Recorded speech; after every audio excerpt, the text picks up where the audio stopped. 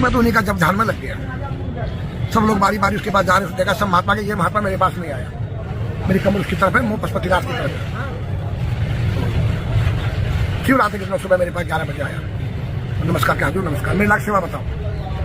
मैंने कहा खड़े खड़े में कोई सेवा नहीं, बैठते हो तो सेवा है, अब जमीन में कैसे बैठेगा, राजा की लेवल का व्यक्ति है। मैंने कहा ये पशुपतिनाथ का भूमि पवित्र है, पावनी है, वैसे आपका घर है, मैं आपको आसन नहीं दे सकता हूँ, आप आसन दे सकते हो मुझे, मैं आपको नहीं दे सकता, मेरे क्या पे आएंगे तो मैं आपका स्वागत करूंगा। तो बैठ गया। मैंने कहा आप लकड़ी तो धुना के लिए प्राप्त दे रहे हैं, खाना मैं अपने हाथ से बनाता हूँ, पाव भर गाय का घी मुझे रोज देते हो, आटा सब्जी दाल सब दे रहे हो, बिना मांगे ही दक्षिणा भी मिल रही है। एक चीज की इच्छा थी, वैसे आप क्या देंगे, आप तो नौकर आदमी है, ये पशुपतिनाथ दे सकते हैं, या नेपाल के जो नरेश है राजा है महाराज वो दे सकते हैं, क्या चीज है हमारा, बोलो बोलो।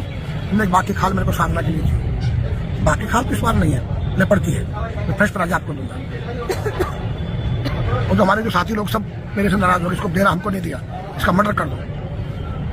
और मर्डर करने के भी आए, वो 2 महात्मा के भी आए हुए हैं, वो आगे और मेरी रक्षा करने के लिए खड़े हो गए, बोले तुम आओ लड़का के देखो महात्मा को गलती क्या है, ये उसके बाद गया भी नहीं, वो खुद आके इसको दे रहा है कोई चीज, तो तुम भी ले लो, तुमको किसने रोका है।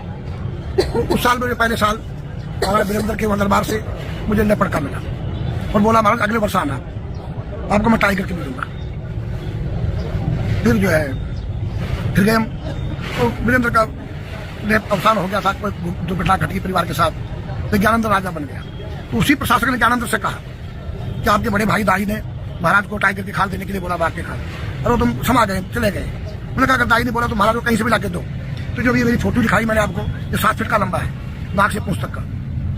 फिर मैंने कहा आप अगर ऐसे देंगे तो ऐसे तो मैं मेरे को वन विभाग पकड़ लेगा। तो वहां से अपना लेटर लिख के वहां की जो वाइल्ड लाइफ है नेपाल का उसको लिखा, नेपाल वाइल्ड लाइफ ने फिर हमारी भारत सरकार को इम्पोर्ट एक्सपोर्ट परमिट दिया। फिर भारत सरकार की वाइल्ड लाइफ दिल्ली में उन्हें इम्पोर्ट परमिट दिया। फिर आप कौन से राज्य में रहते हो, उत्तराखंड में, तो उत्तराखंड राज्य में रहते हो तो वहां की वाइल्ड लाइफ ने मुझे एनओसी और परमिट दिया, और फिर उसमें मार्क लगाएंगे, फिर आपको ओनरशिप का लेटर मिलेगा। तो ऐसे करके मुझे 2-3 साल लगाए कागजों को बनाने में ऑफिसों में, और आज मेरे पास का लाइसेंस कागज सारे ओके मेरे पास तैयार है, दोनों चीजों के, लेपर्ड का भी और टाइगर का भी।